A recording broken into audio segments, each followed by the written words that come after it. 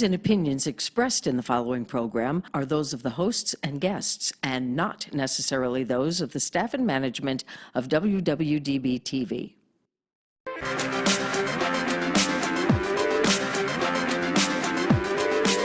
Whether she's walking the red carpet or doing interviews, you'll find her with celebrities and all the latest news.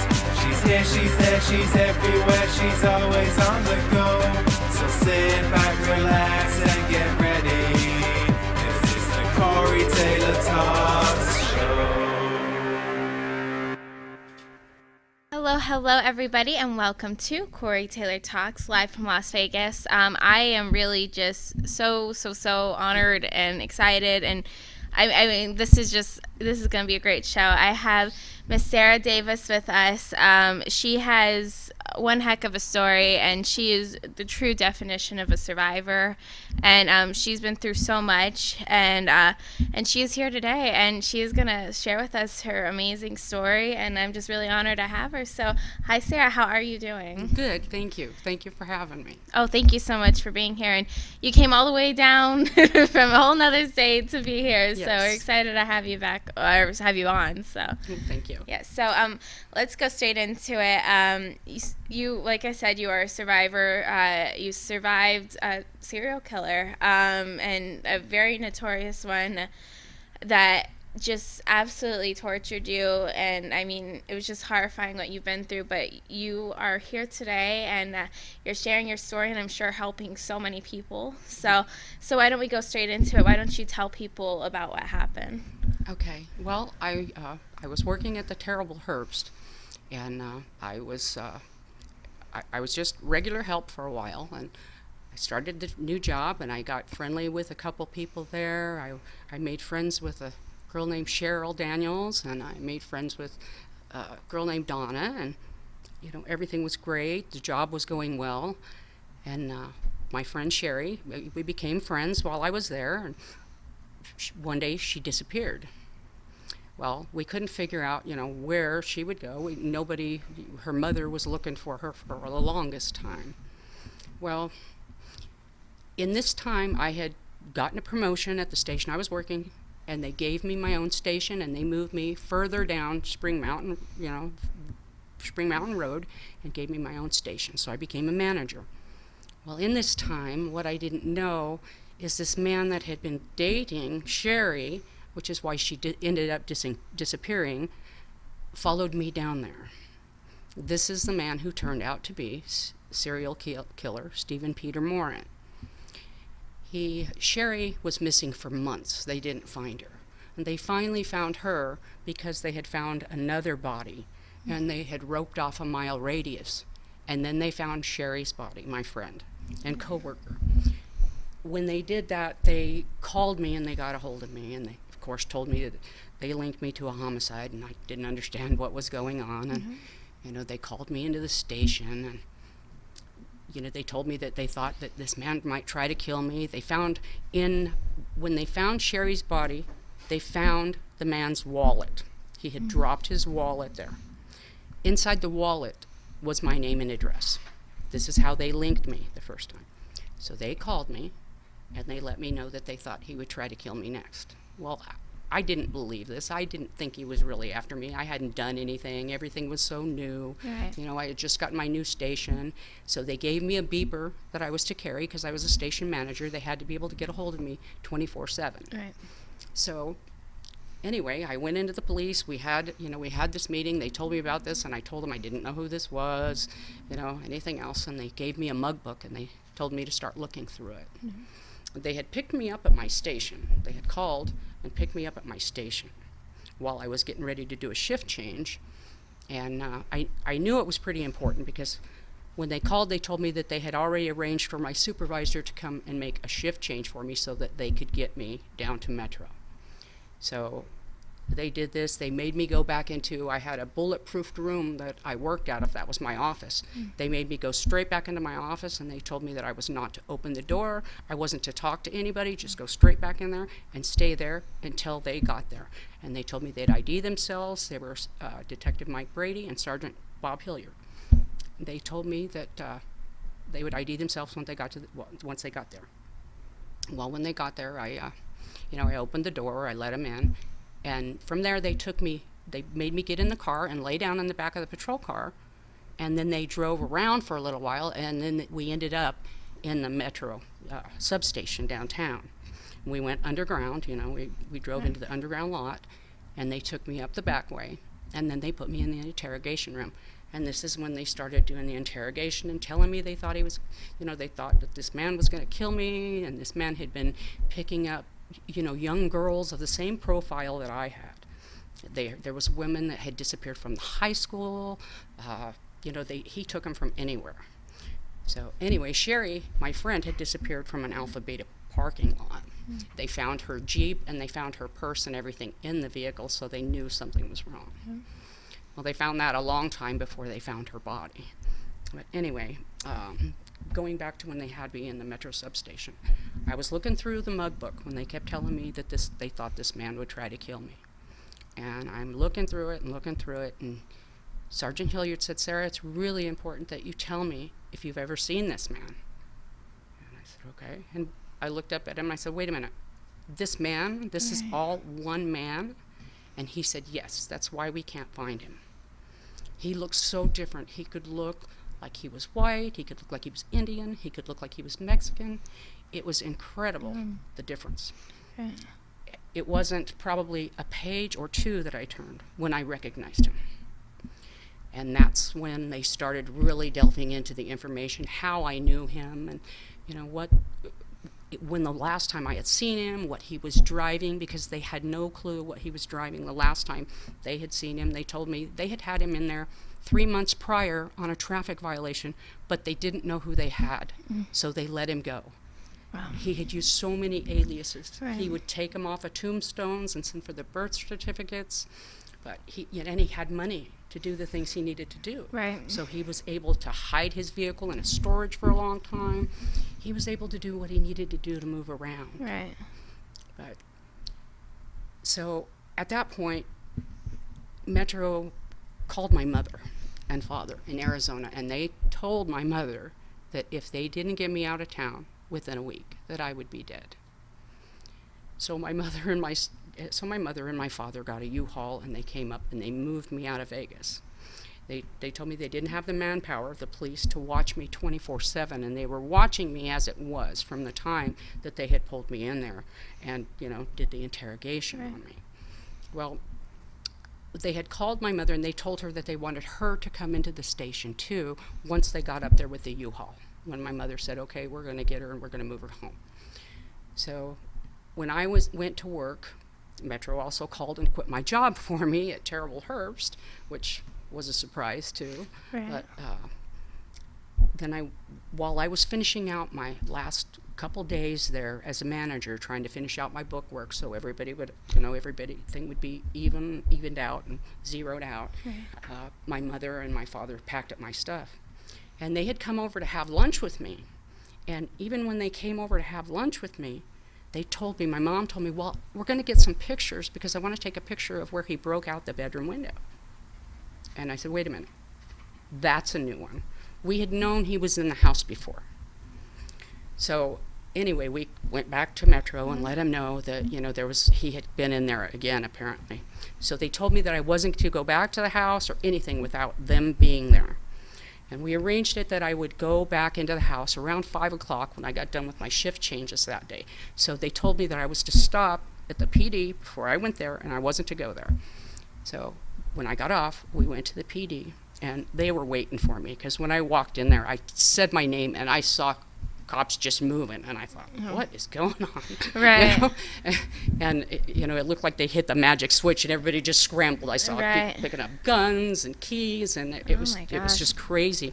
And they told me to wait, and that they were going to lead me to the house, and that I wasn't to go in until an officer told me that it was safe. Okay. Well, I went in, I did that. We went over, and they had gone in, the police had gone to the house before I got there. And they figured that when they went in the front door, he went out the back door. So they got the helicopter in the air. They had police all over. It was just crazy. But there's a lot more involvement to it. You know, there's so many things that happened. This killer got my beeper number off of the wall at my station. So once he realized the police were after him anyway, and he knew that they connected him to me, he didn't care anymore. Right. So the beeps started happening more often. He knew what I was doing all the time. He would tell me when I was in the shower. He would make comments. It was always, you know, it was always rude. It was always vulgar. He was just that type of a person. But he would tell me what I was doing. He would tell me what he was going to do to me and how he was going to kill me. And I couldn't figure out how he was watching me all the time. You know, they didn't have the technology that we have today. They didn't have the cameras that you can put inside a stuffed animal or something like that. And this man, I lived in a top apartment, and he could tell me when I was showering, he could tell me what I was doing all the time. Oh my gosh. I was scared to death. I had 3 little girls. And I kept thinking, if he gets my girls. When Metro had me in there, and when they brought my parents in, they showed us pictures of girls on the slab, the way that he tortured them, because I think that they didn't think it was soaking into me enough. Right. And they did this, and you know, my mom was so sick that she had to excuse herself because she couldn't handle it anymore. But from there, like I said, they couldn't watch me all the time. So, you know, my supervisor kind of hung around as long as he could too, and he would take me to places that I needed to go during the day. But even at that, there was always police around there. Right. But they had figured, after all this happened, the day that we went back, when they put the cops there, the crime lab went through and they dusted my house for prints and everything else. And there was a chair that was put up against the door, and the police told me that when I walked in, he was going to shoot me. They said they had bullets right there, everything. They found a couple bullets out of his gun, too. They said that when I walked, he had the chair positioned, that when I walked in, he was going to shoot me, to injure me probably. Right. And then you know, carry out the torture and, you know, all the things that he was very well known for. He was very brutal. He raped all the women, and there was always torture. Yeah. But this man actually, he spent the night in my house with me. You know, they know that he spent at least one night in my house with me, and they said that he didn't kill me because my kids were in the house at the time. After all this happened, the police went over, you know, they called my mom and everything. I thought initially, well, I'll take a trip down to Bullhead and I'll let them know that everything's okay. Things aren't really this bad. And, you know, they really scared her when they called her. And so I went down to Bullhead, and, you know, I had her relaxed for a little while until I went back up. And this is when I did that and I came back, my house had been broken into. My door was open probably about 1.5 inches, and I had deadbolted it. And, you know, that's when they figured that he had been in there and he was waiting for me and he was going to shoot me. So when I was at work that day, police went around to my neighbor's house, and I had just moved over there because I was trying to get away from him, from moving out of another apartment because of the way he was watching me. And my neighbors let the police know. Well, they didn't know me yet. I was so new there. But my neighbors let the police know that he had been there all weekend waiting for me. So, but yeah, there were so many incidences where I could feel, you know, the hair would stand up on the back of my. I don't know how I avoided him, and the police told me that too. They kept telling me, "You're just one step ahead of him." Thank God. But they never told me he's going to try to kill you. They said he's going to kill you. They said we can't protect you. We don't have the manpower to do this. Yeah. So it was very scary. Of course. Oh my gosh. Yeah. And why don't we talk about how you actually did know him in the first place? So he was a customer, correct? He had been. He was a customer at first, but he had been dating Sherry. Right.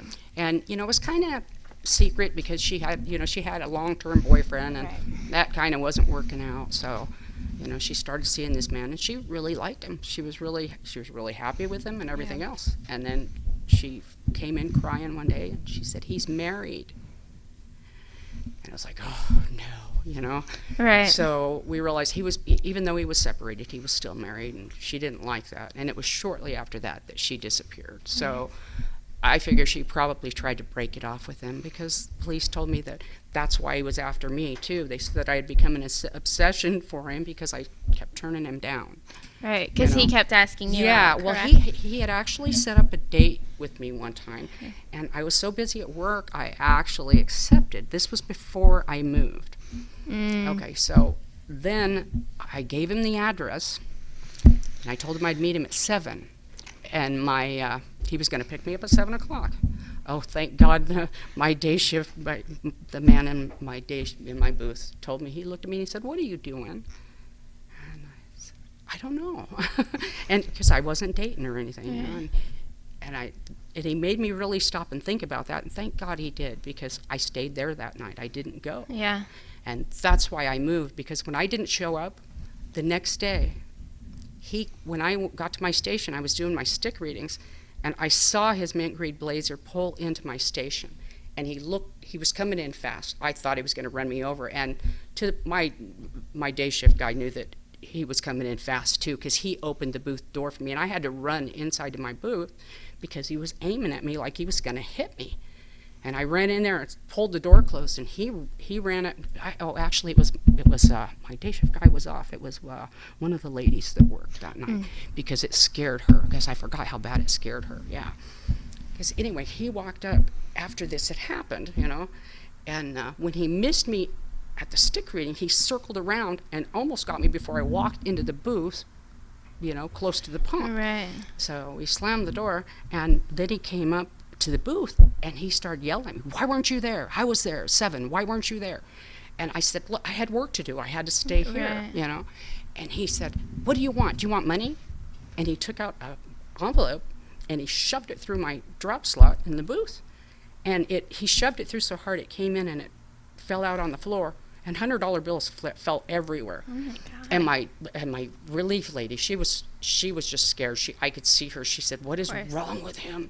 You know. Right. And I said, "I don't know. I'm sorry." You know. But I started picking up the money, seeing all these $100 bills. I said, "I don't want your money." And then he was taking out silver dollars and throwing them in there. Oh my gosh. And he started getting where people were kind of watching what he was doing, and he realized that. So he grabbed everything and he ran away. And he said, "I'll get back to you." And, you know, this time I knew something was wrong, and my relief lady, she says, "I can't do this no more." She said, I can't be around this. I can't work your station." She said, "I love working for you, but I can't work this station anymore." You know, it scared her that bad. But, you know, there were so many incidences where it had to be a close call. And the police told me, they said, "If you see this man on the street, you run him over with your car, shoot him, do whatever you have to do to kill him." They said, "If you have to run up on the sidewalk, drive your car up on the sidewalk and kill him." What do you do when the police tell you this? I never thought I would experience that. Of course. But a lot of it was surreal. Yeah. You know, and then I started wondering what he was doing to the, you know, I didn't know for the longest time if he was trying to scare me or what. But I would hear noises, and then I'd hear screams, and it just got horrifying, where I had to turn my beeper off there were so many times I just couldn't listen to it. Yeah. And I had told my supervisor that I was getting weird calls, and my beeper was so new, I thought maybe this was for the person that had the beeper before me. Right.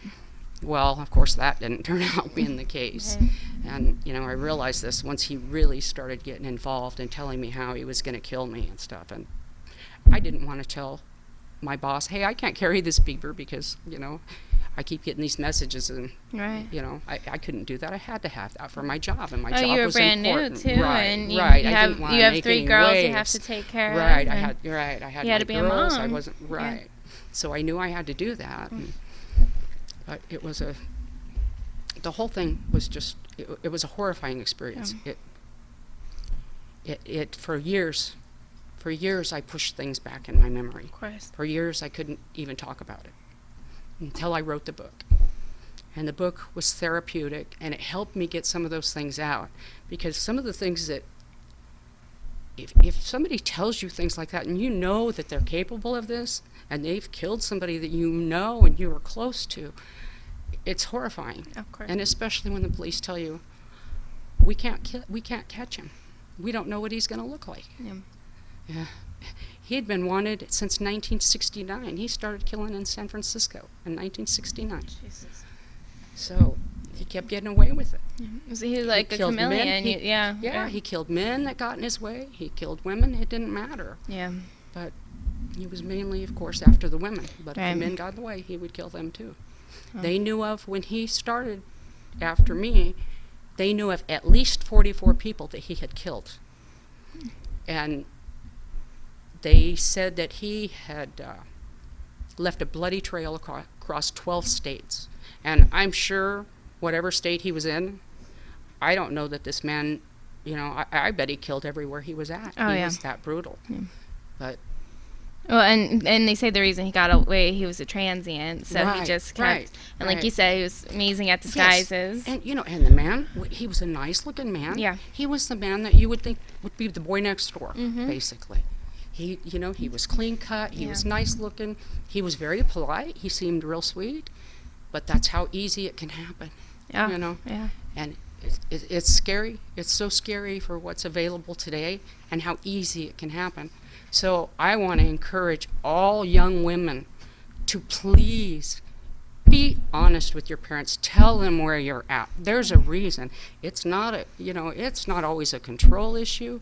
It's a security issue. Absolutely. And we need that today. You know, these women can put themselves into such harm's way with the internet. Yeah. It's just crazy. But you've got to be sure. Let your people know where you're at. Let somebody know where you're at. If you're dating somebody new, if you don't know somebody, let people know where you're at. Yeah. Let them know who you're with. Give them information, everything that you can. Don't feel like it's a control thing. Yeah. Feel like it's a security thing. And it'll make it easier for the young women, you know. I can't stress enough that you can't be too sure. Yeah. I almost went out with this guy. Yeah. You know, it was that easy. He was charming. Yeah. And he didn't look like anything that would be, you know, he didn't look like anything that would be dangerous. He didn't even look like that big of a man. So it was when I found out what he had done and, you know, how the scope of the women that he had killed and the torture, and I couldn't believe it. And to think of how close he got to me. It's just, it still sends shivers up Of down my course. spine when I think of how close he got to me. And, you know, he could have killed me many times probably, but more so the night that he spent the night in my house. But they said he didn't kill me because my kids were there.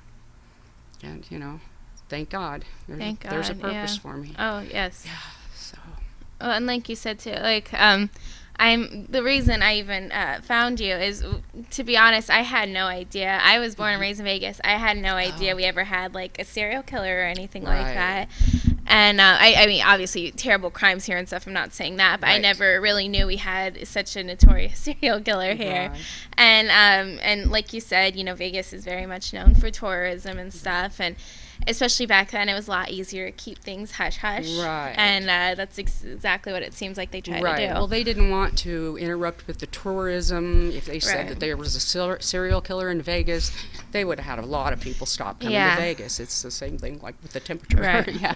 So, but yeah, they put a gag order on it. Yeah. Because they didn't want them mentioning my name. I know Right. that because the police told me that they put a gag order on it so they wouldn't bring out your name in a paper. So I said, okay, well, I understood that, you know. Yeah. And I was young. I was only 19 when this started. Wow. But this man actively stalked me for over 7 months. Oh my gosh. And that's a long time when somebody's watching almost everything you do, Yeah. telling you what he's going to do. I had a friend that was with me for a while, and he started threatening to kill him.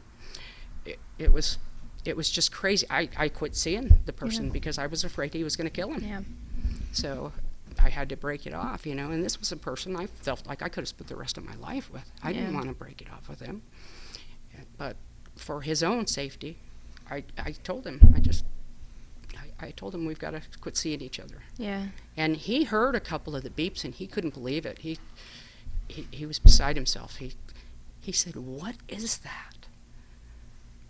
And I said, I can't even begin to tell you. Yeah. And he said, "No, you need to tell me." And I told him a little bit about the story, what's going on, and he You know, nobody can believe it because it's just the type of stuff that happens in the movies or Right. something like that, you know. But people can't relate to that stuff very much, so.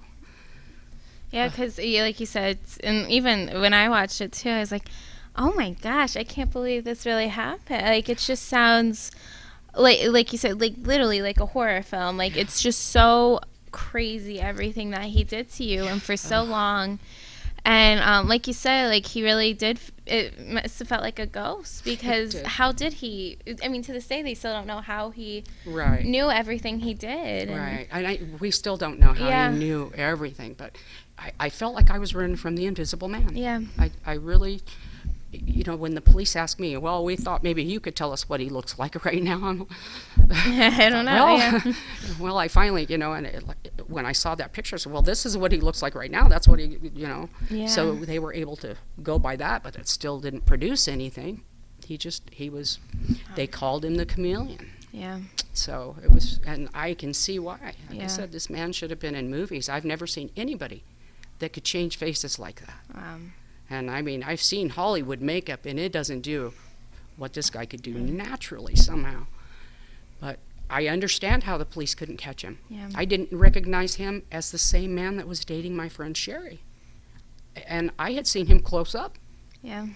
It was incredible, the difference. Amazing. Yeah. And the only thing that, if I could have looked into his eyes better, maybe, because I remember staring into his eyes one time and thinking, it looks vacant. And I thought, Interesting. wow, yeah. Yeah. And that was kind of scary because I've never seen anything like that. Um. You know, I've never seen anything like that before. But it just looked vacant looking into his eyes. And that was a scary feeling. Yeah. Of course. Yeah. And how did you actually find out that he got caught? I didn't find out until probably about 3 years after it had happened. Oh They my were gosh. supposed to let me know because some of his victims were going to have the option of going in and watching the execution. Right. And the only reason I would have liked to have gone and watched is because I would have liked to have looked into his eyes, and that way I would have known it was him. Yeah. Because if you would have seen how different this man could look, it was so scary. Yeah. I would have had to see his eyes to know that was him. Yeah. And I have a lot of the newspaper clippings. I have a lot of that stuff. And I'm pretty sure it was him, but I still would have liked to have seen that, to know that Yeah. that was him. Even a couple years after that, I still couldn't relax. You know, I still found myself, I still couldn't face, you know, my back couldn't be to the door, you know. Right. I had to be facing a door. I was watching everyone. To this day, I can tell you if somebody's following me. Yeah. And my girls are the same way. It's really affected my whole family. We sure. will all know if somebody's watching us. Yeah. You know, it's a lifetime effect. It really course. is a lifetime lasting effect. And like you say, he was such a torturer, and even though he didn't physically torture you, thank God, the mental torture The mental he did. torture, yeah, was astounding. something else. Yeah. Yeah. When, you know, I kept feeling like, when he catches me, what is he going to do to me? You know, he's Right. told me he's going to do all these things to me, and then what is he going to do to my kids? Yeah. you Yeah. know? And that was probably what kept me going. Of course. You know, realizing I was so scared of what he was going to do to my kids. Yeah. I'm sorry. No, God, no. It You're was fine. it was a hard time. Of course. It was Of a real course. hard time in my life. Yeah. But, you know, I just thank God it's over. Yes, thank God. And how long ago did this happen? What years were This happened in 81. Okay. Hmm. So, you know, thank God, because the time is what's taken me to get Yeah. over, you know. Yeah. And I'm not 100% healed. I And I don't know that I ever will be. know. But I can talk about it. And I want to warn young women. Yeah. This is a situation you don't want to be in. No. You know, and it's so easy to put yourself in that situation. Yeah. You know, let people know. Let your parents know. Let your friends know. Let somebody know. When you're with somebody new, when you're with somebody that everybody else doesn't know and doesn't know well, Yeah. let them know. Tell them where you're at. Just let them know. It's a security thing for you. You know, all women need to do that, especially these young women today. Because I know I've seen some women put in some bad situations, and I thought, oh my goodness. Yeah, especially with online dating and stuff too. And So, that's really what scares me. Yeah. It's so easy to, you know, fall into that trap where you course. think somebody's really charming and everything else. Get to know them though. Get to, you know, make sure that people know where you're at. They know who you're with. Like I said, especially if it's a new person, you know, until you're real familiar with them and your family's real familiar to them, you know who they are for a fact, you know what kind of person they are, then you can trust. But people, you know, people don't deserve that kind of trust today. They really don't. And I hate to say that, but coming through something like this, I know how true that is, you know. And you've got to look out for your safety first. Yeah. You know, I can't tell you enough. If I hadn't been, as the police said, just one step ahead of him all the time, and they kept telling me that, you're just one step ahead of him because we can't believe you're still here. Yeah. And that's scary when police tell you that. Of course. You know, and they didn't know where to look for him next. They knew, you know, this man, when he went into my house, he went through my address book, he went through my stuff, he stole some of my lingerie, some underwear, stuff like that, you know. And coincidentally, you know, he was found in Texas, and that was shortly after I went to Texas to get away from him. I had gone to Arizona first. My God. He called me down in Arizona and said, I know where you're at. When he called me in Arizona, my uncle came from Texas. He flew down from Texas, and he drove me to Texas. And he said, my uncle said, we're going to protect you. He's not going to get you here. So I was with my uncles for months after that. And, you know, we just let things play out. And coincidentally, he was caught in Texas. So, you know, that's another scary thing, too. And there's a few ladies around here that have gotten a hold of me on my webpage. And there's one that told me, she said, you have absolutely saved my life. And I said, what? And she said, you leaving and him following you? She said, he was coming after me. And, you know, that's... Yeah. And I feel sorry for her for what she went through, too. There's a couple ladies here that I know that, like I said, have gotten a hold of me to tell me what they've gone through with him, too, you know. And I have a friend that actually was with him when he killed another lady. Oh, my God. So, yeah, it's such a long, involved story. But he's killed people all over. He was going out with a lady, and her son helped him build a van, and he calls it to this day a chamber of horrors. And he apologizes blatantly online. He said, I'm so sorry, I didn't know what I was doing.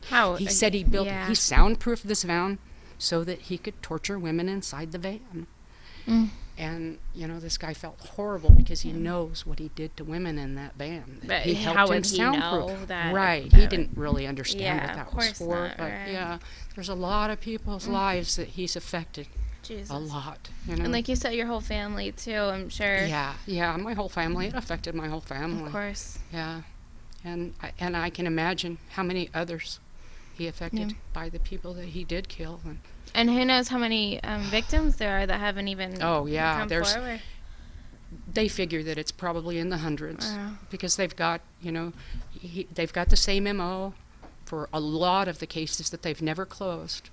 And it really frustrates them because they can't close these cases. The police from here, the detective Mike Brady and another detective flew out there to talk to him when they caught him. And he wouldn't answer and close up anything on Vegas. He says, it's in God's hands now. And that just, I don't know, for him to even mention God, that just kind of... Can I ask you how that feels, too? Because I read that he turned Christian and everything and found God afterwards. How did that make you feel? I know that with God, anything's possible. Right. But with him, I don't believe it. Yeah. I don't believe it. There's no way. Yeah, and I seen think it, honestly, and I if heard he was too much such from a him. holy man, he would Right, it would have solve been all the right. cases. You know, for him to turn after all the, I don't believe it. I I agree. think he was too evil. I don't think agree. it was gonna. You know, I don't think that was ever gonna change. Yeah. I hate to say, I truly believe there's evil people out there that are just like you said, just always going to be evil. I Right. think they're born evil. I really do, and it seems like he was truly just the definition. Truly, He was. He definitely was. Yeah. Yeah. Like I said, when I saw him, when I looked into his eyes really good that one time, and it just looked vacant. Yeah. I couldn't have described that look Yeah. before that. But it just looked vacant. It looked like there was nothing there. And I've never seen a person before, ever, that I've seen that with. And that just, you know, that sent chills up my back. Of course. And that's, you know, another thing that kind of gave me an inclination. And then, of course, when my, you know, when my help in the booth told me, he said, "What are you doing?" I was like, "Oh, I don't know." You know, it was more trying to, I think trying to get him to leave me alone so I could go do my work. So I thought, yeah, okay, I'll go. Yeah, I'll you go know, on a just- stupid yeah, day. Yeah, Yeah. you know, and I gave him my address real quick, and you know, thank God I didn't go. Yeah. And that's what the police told me. If you would have gone, you would have never been back. You would have never come back. He said, you would have disappeared like everybody else did. And in the show, I remember you saying that one of the times he beat you and stuff, you could hear a woman screaming in the background. Oh, and there was stuff. several times I could hear. First, I didn't know if he was trying to scare me or Right. what. And then I kept thinking, is he hurting somebody? Is he killing somebody while he's beeping me? And that's a horrifying, Of course. you know. I didn't want to hear this kind of thing. No. You know. But the scream was screams that I've never heard in a horror movie. I've watched a lot of horror movies, and I've never heard screams like this. Yeah. But I guess that's the real difference between a true terrifying experience and an action thing, because I've never heard screams like some of these screams that I've heard. Some of the noises, it sound like chains, it sound like things clicking, you know, metal clanging together. It sounded like he's dragging things. It sounded like he's hitting something. At one point it almost sounded like he knocked something off of somebody. It was, I can't even describe the horrifying sound that it was. But when you hear those sounds out of people and you know that somebody's got to be suffering, Yeah. that's a heavy thing to hear. Of course. You know. No, and I'm so sorry that this happened to you, but I think it's just truly amazing that you're able to share your story. And thank you. like you said, I really believe you helped so many people. I mean, there's so many survivors out there, not just him, Yes. but of so many Thank God. terrible people and in so many different situations and everything. And I think there's people that are never going to be able to heal. And I think when something so terrible happens, you'll never, like you said, you'll never fully heal from it. Right. But you overcame it, and that's the Right. most important thing. Right. You overcame it. I did, and I'm looking at things positive now. Yeah. It's taken a long time. Of course. But I didn't have any, I didn't go to a therapist or anything for my PTSD that I've suffered because of this. I never went through anything like that, so I never got help. They didn't offer anything like this at the time for people that had gone through things. Yeah. They still are kind of limited on what they offer for this kind of thing, because I don't think they really truly know how to handle it yet. you know? I think, like you said, mental health is such a new Right. thing people are focusing on, but it's such an important thing. It really is. Yeah. Yeah. It makes all the difference in the world. And what made you actually decide to write the book and start sharing the story and doing the shows and everything? I kept trying to think of how I could get through this. Right. Because my life, it just seemed like I was watching everything. I didn't trust anything. Like I said, I never put my back to a door. I'm always watching people. It changed everything for me. I watch people in cars. I could tell you if somebody was following me today, still. Like I said, and my family could tell you the same thing. Yeah. We've all watched for that for so long, and I've been programmed to that now. And like I said, even though I can talk about it, I've overcome it, I will never completely get over this. Yeah. Not what he did to me. Yeah. There's time goes on and healing does happen, but you can't heal completely from something like this, because it's something that never goes out of your mind. No. And like I said, even though I've come through it, I'm still not completely healed from it. Yeah. But But you're here and you're I am. doing it. I Yes. am. I'm feeling positive. Yes. I just pray that women think when they meet somebody, Yeah. Be cautious, be careful.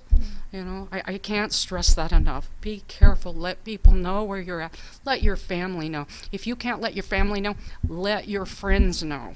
Let somebody know where you're at. Let somebody know who you're with, especially if it's new. Yeah. Especially. But people can fake who they are too, and you have to be so careful. Oh yeah. But always try to have a way out. Yeah. And I know that sounds kind of different, but think about what you would do if something happened. Yeah.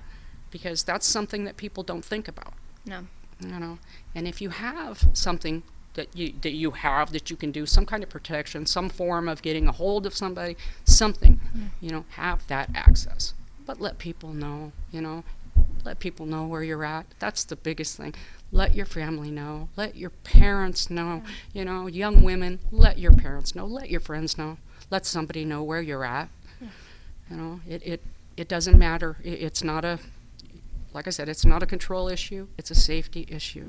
And that's what most people, well, I don't want everybody knowing where I'm at. They got to try to control where I'm at. No, don't think of it as control. Safety is so important, and especially for this, if I hadn't been thinking of safety, if I had been careless, I wouldn't be here today. No.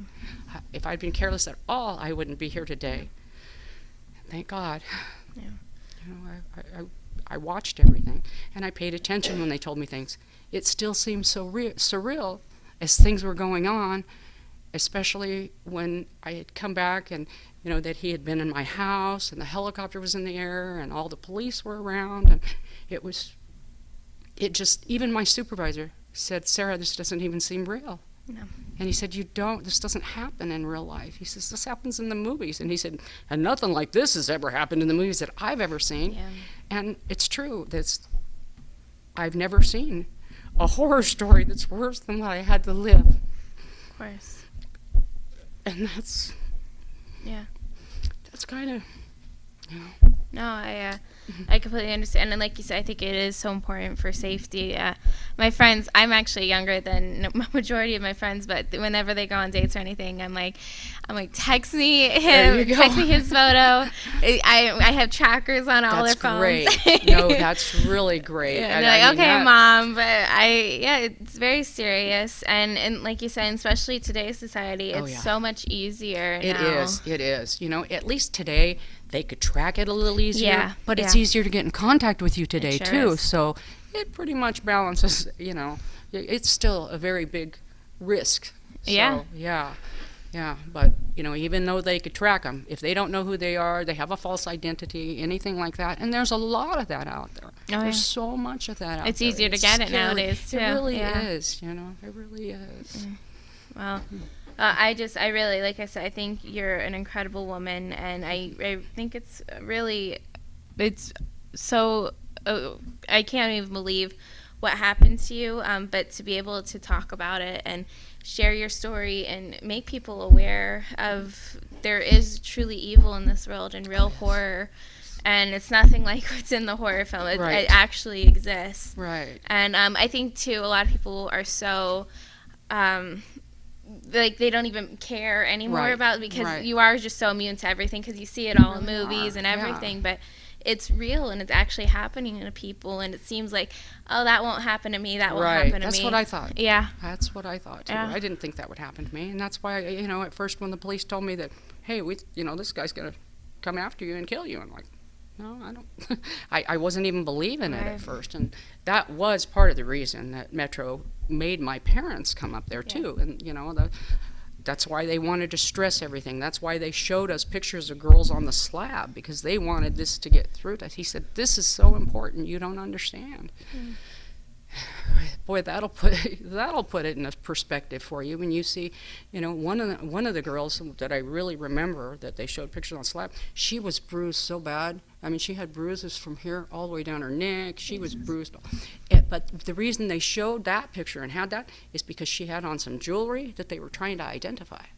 So they did a shot of her like from here to identify the jewelry, and it was Sarah Coventry jewelry, and it was jewelry that Stephen Peter Moran's ex-wife used to sell.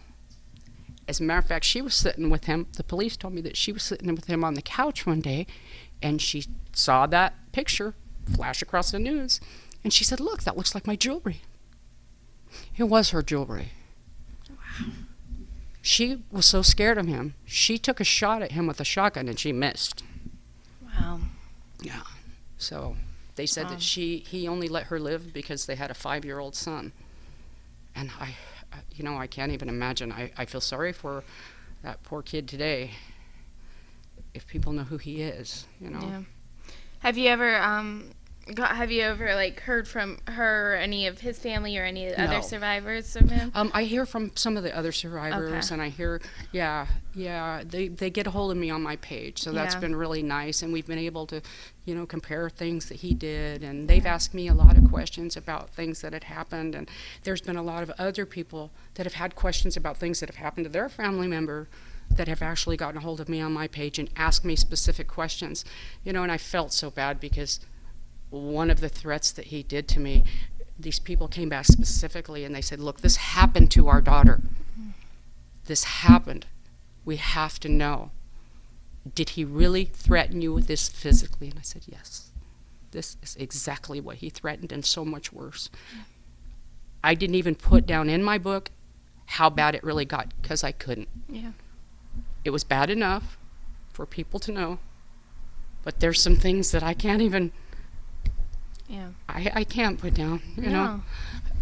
And you I don't just- need to. I right. mean, you don't need They to get do the that. gist Yeah, of everything absolutely. and how brutal that he was. Yeah. And so, I couldn't even type it, Yeah. I didn't know I would ever have that kind of a situation, but I couldn't even type it. Yeah.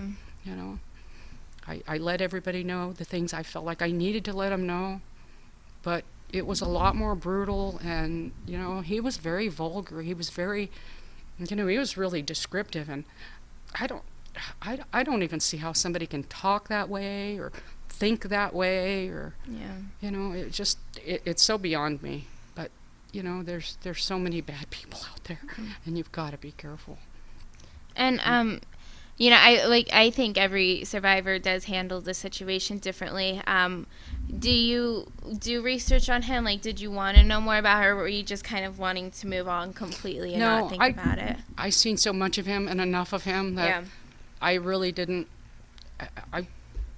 I think this man showed me about every side of him. Yeah. He stalked me actively for like 7 months, and I really got to know a lot of the things that he would do, and he would tell me when I was in the shower, and it was.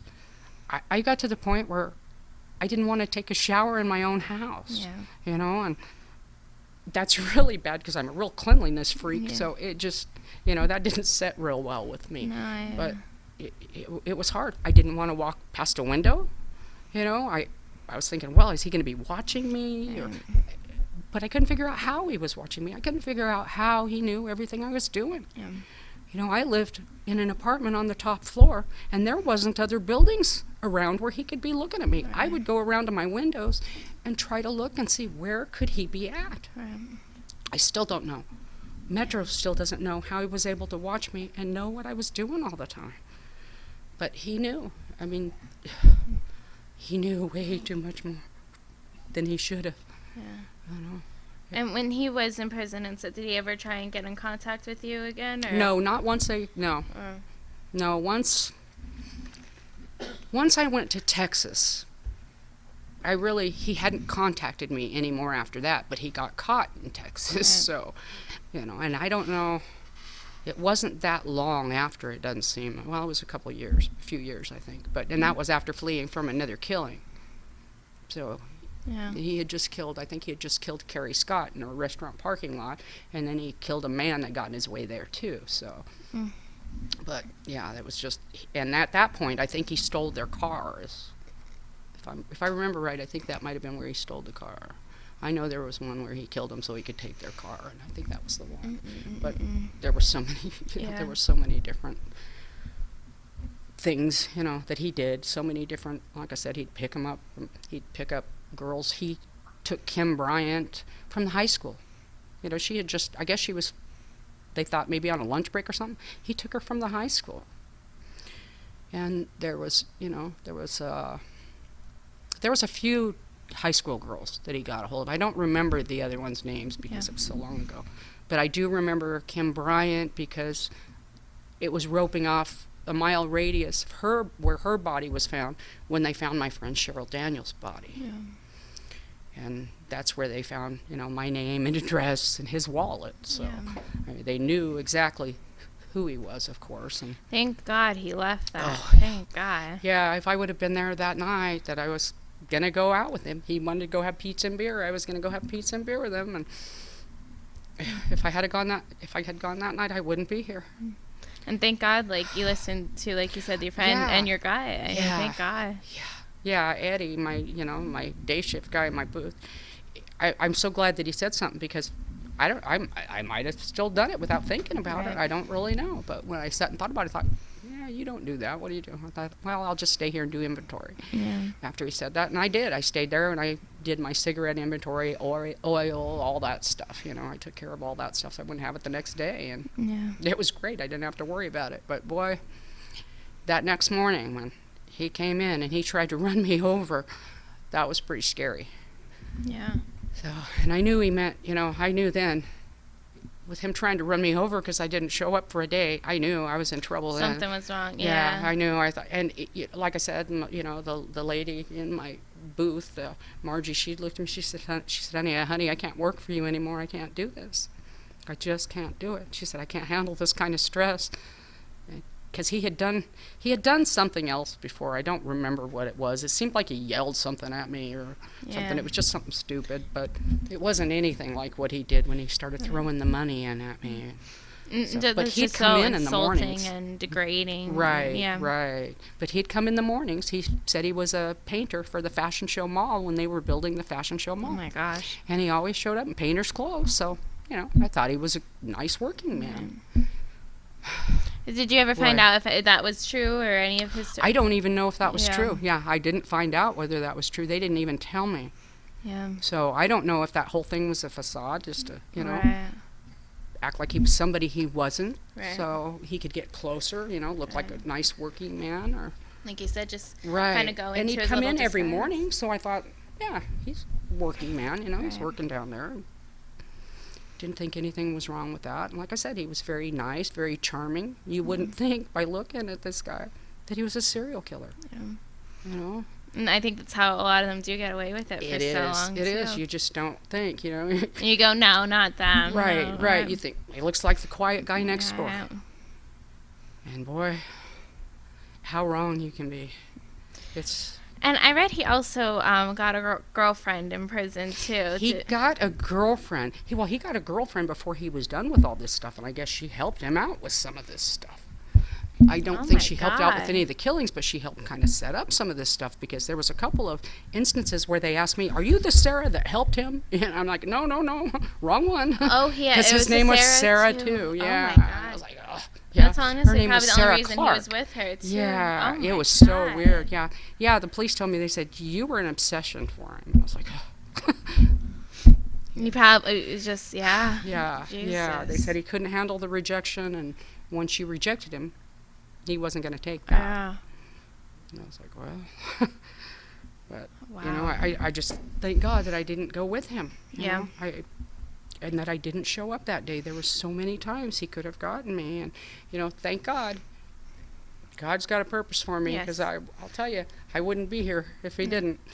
No, and I mean, and really, who knows how many people you've saved, truly, like you said, and it's just really, it's horrifying to think of, but I'm so happy you are here to share it, and I mean, just thank God everything happened the way it did, where you are here to tell your story. And even if one young lady listens to what I'm saying and puts herself in a safer position, it's worth it. Yeah. Telling everybody, you know, Yeah. just even to save one life, you Yeah. know, it's worth it. And even though it was hard, I'm glad today. I'm glad it's out. I'm glad that people are listening, because there are people that have listened. I have been thanked on my page by a couple of people because they said they couldn't get it through to their daughter, Yeah. that she needed until they made her watch my show. Right. And, you know, thank God. Yeah. And she agreed with them that she would let them know where she was at all times.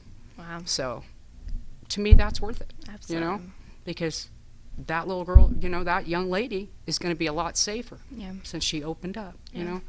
So that makes it worth it. Yeah. And that's what, you know, I'm so glad. I needed the therapy a lot more than I thought I did even. I didn't realize it. You don't realize when you put things in your mind like that, you don't realize how much those things need to come out. Yeah. They really need to come out, and you've got to get through them. Yeah. Otherwise, it's just going to be a deep-seated thing that grows, and and it gets worse. Yeah. You don't expect it to, but it gets worse. So, you know, And did your girls know this was going on, like, the whole time this was happening, or? they didn't know when they were little, because when my beeper would go off, a lot of times I'd run to it. My oldest daughter kind of would look at me kind of funny. Yeah. Mama, what was that? And I said, oh, just somebody playing with Mama, you know. Yeah. Things like that, like when noises would come. But I would try to get the beeper and shut it off before anything came out. If I knew it wasn't my work, I would hit the beeper off. Right. Because things were so vulgar, I didn't want my kids to hear Of course that not, stuff, you know. yeah. So, yeah. And I got to where I had it shut off more often than I had it on, because I just couldn't hear anymore, Yeah. you know. It's a terrorizing thing. It's a mind game. It's like a cat and mouse game Yeah. with you, that somebody's playing with you Yeah. when they do that to you, you know, telling you what they're going to do to you, how they're going to kill you. And it's, I can't even tell you what that feels like, No. And especially when you know how capable, and you know that this person has done this before. Yeah. And you're thinking, the police can't even get you, and you're coming Yeah. after me. And they knew who, and they still couldn't get Yeah, it. and like I said, I was so focused and afraid of what was going to happen to my kids, that's probably what brought me through it. Yeah. I got to where, you know, I didn't want to be outside. I didn't want to do anything. I didn't want to be where he was going to be able to see me. When I went down to Arizona, they wouldn't let me take the trash outside. Yeah. It was that bad. They had, you know, it's Bullhead, Laughlin area down there, and they had some of the plant workers, the Boilermakers from the plant, would sit down at the end of our street and watch, just to make sure that, you know, that nobody approached the house. Yeah, because that's right by Vegas. Too. Right, It's an hour right, away. It's right. Not, yeah. So, you know, they were stationed. I had police protection down there 24 hours. Wow. Oh, wow. But like I said, I really think it's amazing you came out of it, and you know, I'm sure your girls really look up to you too and stuff, and I hope they realize that you did it all for them, and you went through it, and you're surviving for them. So Yeah. well, thank you. So, and where can people buy your book and keep up to date with you and everything you have going on? My book is for sale online. You can get it through either Amazon, Barnes & Noble. You can get it through Author House, and it's probably a better deal through Author House. Okay. You can even order it from Walmart. I just found Oh, out. wow. But yeah, it's available. I'm trying to get another shipment so that I can actually sign, you know, people can get them from me, and I can sign them and send them to them, you know. But I invite anybody who buys a copy, you know, if they want to ship it to me, I will sign it for them and ship it back to them. Yeah, there's a lot of people that really want me to sign their copies, and I will do that. Yeah. And I have my Facebook page that's still under Sarah Pisan. You know, that's the name that, you know, I was under when the serial. Right. That's the name I wrote my book under. So yeah. So well, I was under Davis actually when the serial killer was after me. So. Yeah. But it is still under Pisan. So. Gotcha. And they can ask me any questions or anything, and I'll get back to them. I answer all my messages. So. Well, thank you so much for doing this, and Thank you. I'm just really happy that you really survived and that you overcame it, and you're able to share your story and protect a lot of girls out there and really show them that it's a reality and it's true. It's not a fake thing. It's happening to so many people, Yes. And it's but such a scary situation. It's so scary. can't even and it's- imagine. Yeah. And it's just terrorizing. You can't even begin to No. explain how something like this feels. Of course. Well, thank you so much, Sarah, and Thank you for I hope having me. oh gosh, of course, thank you for coming down here, and I hope everyone listening goes and buys your book and really does the research. I mean, because it really, like I said, you could watch the show even and stuff. It's just Right. astounding. So, but thank Thank you so you. much for being on. Thank you for having me, Corey. Thank you. I appreciate it very much. And thank you guys so much for watching. you. Please go and support her, get the book, and really, like she said, be safe out there, because it's a real horrifying thing that's still going on to this day to many, many women across the country. So thank you guys so much for watching. And remember, never give up, always believe, and you'll achieve. Thank you, and God bless.